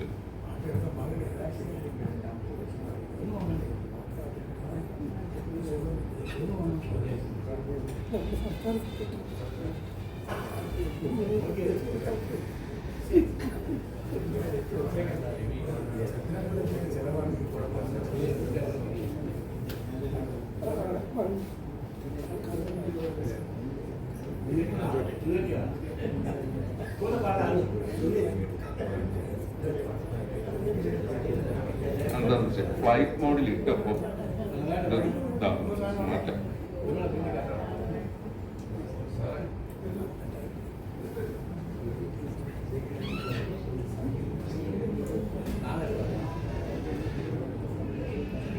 അപ്പൊ അത് കയറി വരും.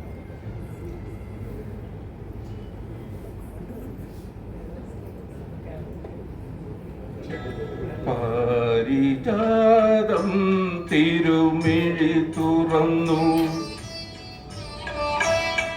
പവിഴമുന്തിരി പൂത്തു വിടർന്നു,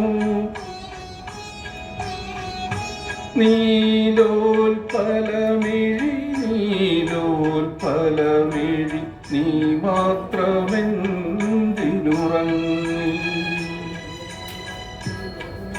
പാരിജാതം തിരുമിഴി തുറന്നു, പവിഴമുന്തിരി പൂ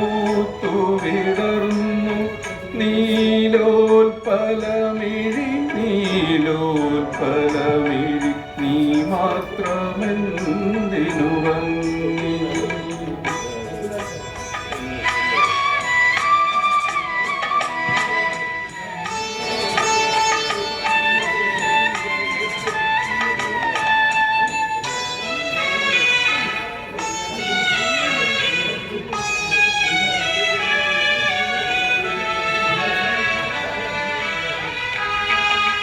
മൂടൽ മഞ്ഞ് മുലക്കച്ച കെട്ടിയ മുത്തണിക്കുന്നിൻ താഴ്വരയിൽ മൂടൽ മഞ്ഞ് മുലക്കച്ച കെട്ടിയ മുത്തണിക്കുന്നിൻ താഴ്വരയിൽ നിത്യകാമുകി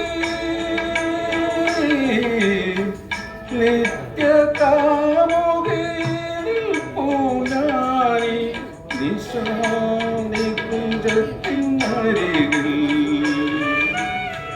എഴുന്നേൽക്കൂ സഖി എഴുന്നേൽക്കൂ ഏകാന്ത ജാലകം തുറക്കൂ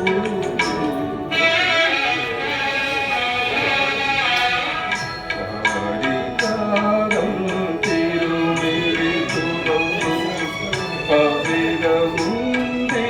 പൂത്തു വിടർന്നു നീലോൽപലമിഴി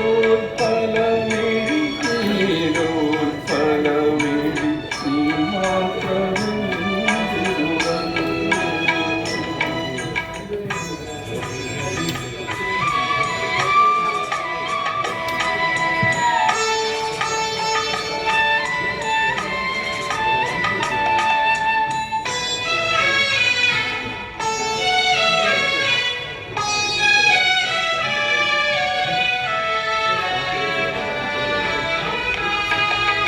നിന്റെ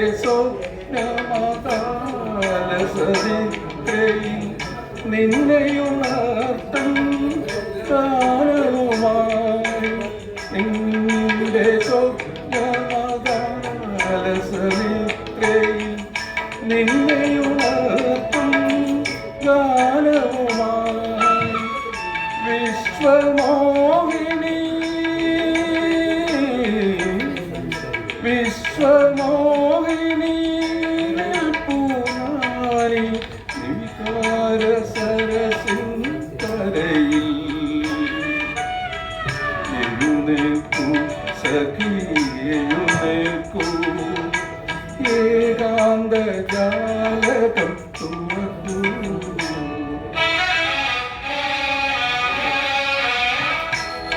പാരിജാതം തിരുമിഴി തുറന്നു പവിഴമുന്തിരി പൂത്തു വിടർന്നു നീലോൽപലമിഴി നീലോൽപലമിഴി നീ മാത്രമെന്തിനു ഭംഗി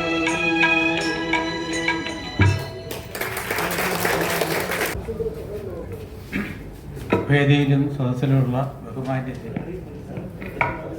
ഇന്നത്തെ ഈ യോഗത്തിൽ പങ്കെടുത്ത എല്ലാ വിശിഷ്ട വ്യക്തികൾക്കും യോഗം വിജയിപ്പിച്ച എല്ലാ ജം അംഗങ്ങൾക്കും കുടുംബാംഗങ്ങൾക്കും ജം കമ്മിറ്റിയുടെ പേരിൽ നന്ദി രേഖപ്പെടുത്തുന്നു.